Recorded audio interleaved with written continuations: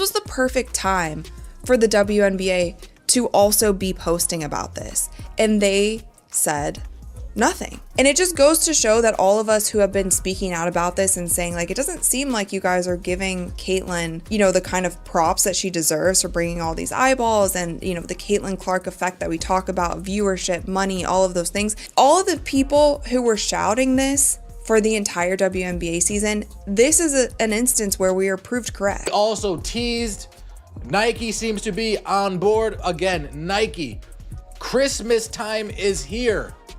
People are buying Christmas gifts right now, Hanukkah presents right now, holiday stuff right now. Caitlin Clark reveals that she's got a PE, a golf shoe PE, on the way. That's big. You see her at this event. You see the kind of noise that this is making. You see that this is trending on social media. You see that SportsCenter, Bleacher Report, all of these places, every media outlet is covering this, and you don't say anything. That's what we were talking about this whole season. We were correct. The fans that were saying that the WNBA seems to be trying to quiet the noise of Caitlin Clark, not letting her shine to her full ability, and not, in turn, not helping your own players in the league, we were right. And this event proved it, because the LPGA did literally everything. They capitalized on the moment. They found a way to put it on television. They allowed people to be there. Caitlin was signing autographs. They put their best golfer in the tour, league, whatever it's called.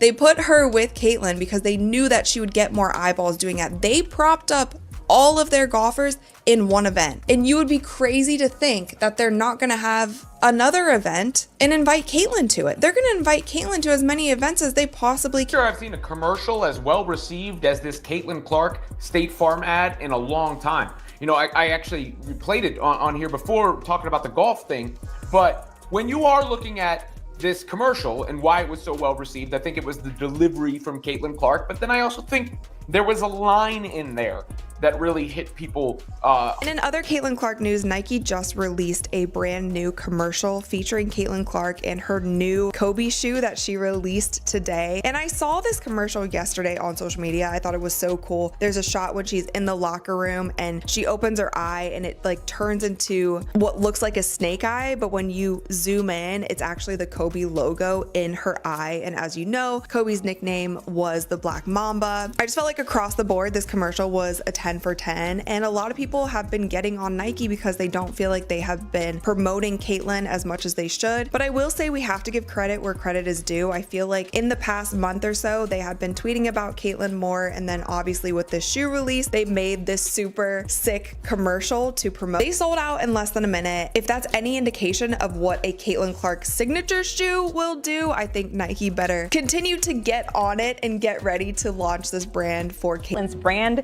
Just got a whole lot bigger. Yeah, you've made it big when you're hanging out with Jake from State Farm. The insurance company announced the deal Tuesday. What if the biggest star in women's basketball right now is quietly killing the league that pays her salary? Right now, behind closed doors, huge sponsors are pulling millions away from the WNBA and handing it straight to one single player, Caitlin Clark. This isn't just a rumor or clickbait. Brands are rewriting contracts, shrinking the WNBA logo, and building entire campaigns around Caitlin and Caitlin only. And the scariest part?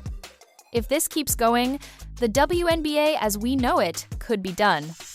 Today, we're breaking down exactly why sponsors are choosing Caitlin over the entire league, how far this has already gone, and what happens if the people in charge don't wake up fast.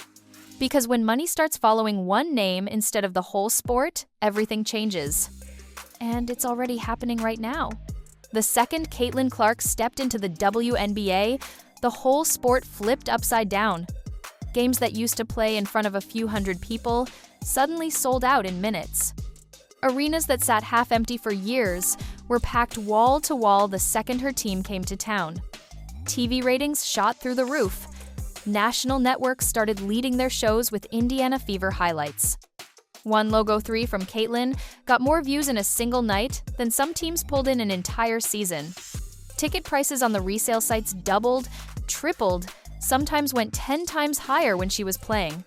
Jersey sales exploded. Social media went nuts every time she touched the ball. Sponsors looked at those numbers and saw one name on every single chart: Caitlin Clark. Every graph, every spike, every sold-out crowd had the exact same thing in common. It wasn't the league, it wasn't the vets, it was one rookie from Iowa. And that's when the real panic started in the WNBA offices, because the money was now following her, not them. But instead of protecting their golden ticket, the league did something that still has people scratching their heads. Here's where it all went wrong. Instead of putting a crown on their new queen, the WNBA basically handed her a target. Hard fouls that looked more like wrestling moves, cheap shots that went viral for all the wrong reasons, and way too many people inside the league acting like Caitlin being great was somehow a problem.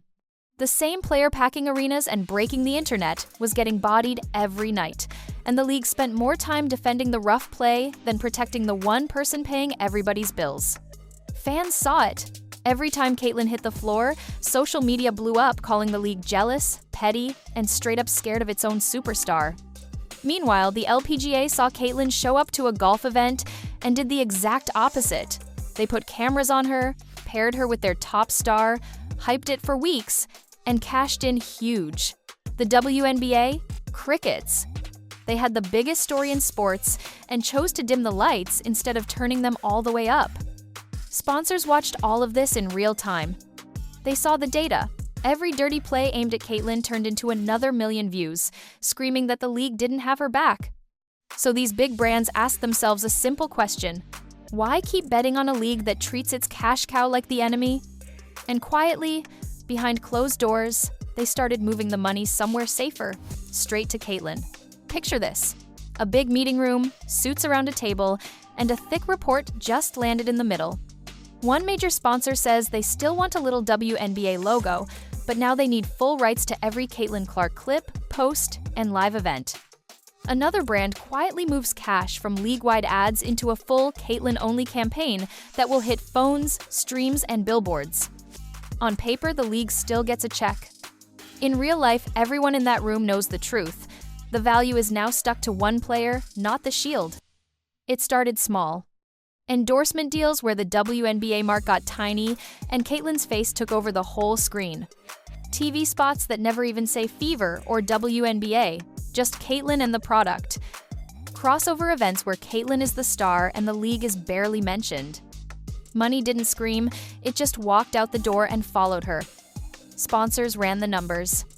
Every time Caitlin dropped a logo 3, their sales jumped. Every sold-out road game, their brand got free buzz. So, they stopped asking the league for permission and started cutting deals straight with Team Caitlin. And once a few big names made that move, the rest lined up fast. Because when the data says one name prints money, smart brands don't wait for approval. But this was only the warm-up. What happened next turned whispers into panic. Now the big brands stopped playing nice and went all in on Caitlin. Nike dropped a commercial that felt like a Super Bowl ad.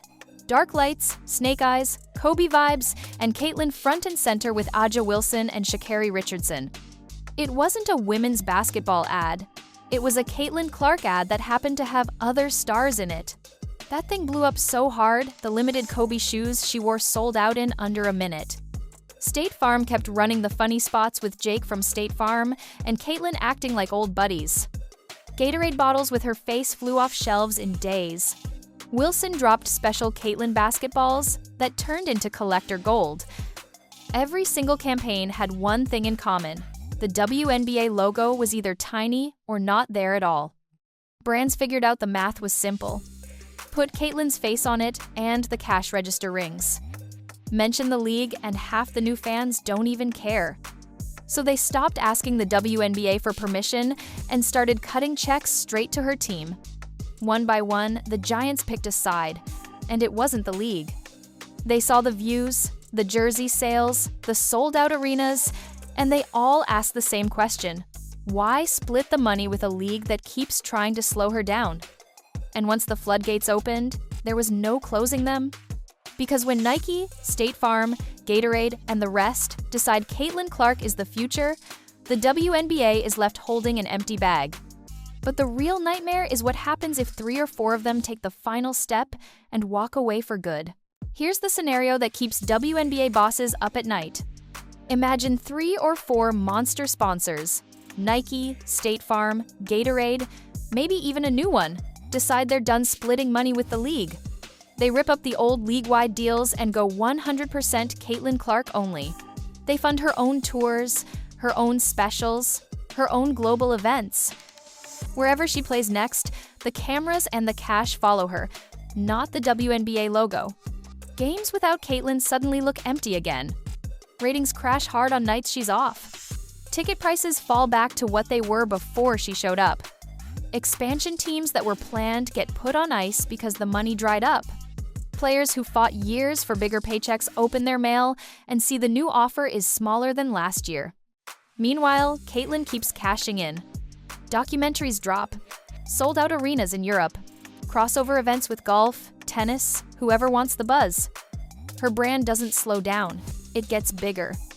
And every sponsor that jumped ship looks like a genius because the crowd still shows up for her, not the league. At that point, the question is brutal and simple. Can the WNBA even survive if Caitlin walks away one day, takes half the audience, and the big checks go with her? Because right now, the league has trained fans and brands to care way more about one name than the whole sport. And once that switch flips, there's no easy way to flip it back.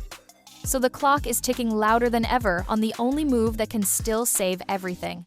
There is still one clear way to stop the bleeding, and it's so simple it hurts. The WNBA has to do what every smart league in history has done. Grab the superstar with both hands, protect her like gold, and build everything around her. Put Caitlin on every national TV slot they can. Make her the face of every big campaign. Call fouls the second someone cheap shots her. Turn her spotlight up so bright that it lifts every other player with her instead of trying to dim it to make vets feel better. Other sports figured this out years ago. The NBA rode Magic and Bird, then Jordan, then LeBron, and the whole league got rich. The LPGA saw Caitlin walk onto a golf course and said, "Yes, please," paired her with their best golfer, put it on TV, and cashed in huge. The WNBA is the only one fighting its own rocket ship. If the people in charge swallow their pride and go all in on the Caitlin Clark era right now, the sponsors come running back, the ratings stay sky high, and every player in the league gets a fatter paycheck because one name brought the world to women's basketball. But if they keep treating her like just another rookie, keep letting her get smashed, keep pretending the numbers aren't real, then the market will finish the job for them. Money always follows eyeballs. Right now, every eyeball in women's hoops is glued to one name. The league can choose to ride that wave or get drowned by it. And the clock is ticking louder every single day. Here's the cold truth. Caitlin Clark didn't just save women's basketball. She became bigger than the league itself. Sponsors see it, fans see it, the numbers scream it every single night. The WNBA now has one last chance to stop fighting its own superstar and start riding the biggest wave this sport has ever seen. Because if they don't, the money, the crowds, and the future will keep following one name, and that name won't be WNBA. So tell me right now in the comments, do you think the league should go all in on Caitlin and protect her like the golden goose she is? Or are they right to keep things fair, even if it tanks the whole sport? Drop Caitlin is greater than League U if you made it to the end and you know who really runs women's basketball right now. Smash the like button if you're tired of the drama and just want to see her cook. Hit subscribe and the bell so you never miss the next breakdown. Trust me, this story is only getting wilder. And if you want to see exactly how much money she's already pulling away from the old guard, the video on screen right now goes way deeper. Click it. I'll see you there.